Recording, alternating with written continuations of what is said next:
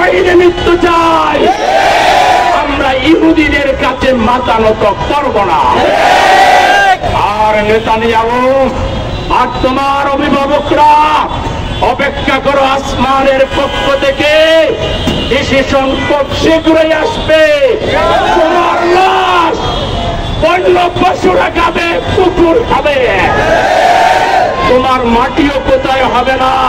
Netanyahu তুমি ফেরাউন নমরুদের শিক্ষা গ্রহণ করো, তোমাকে অবশ্যই উচিত জবাব দেওয়া হবে। এভাবেই তুমি পার পাবা না।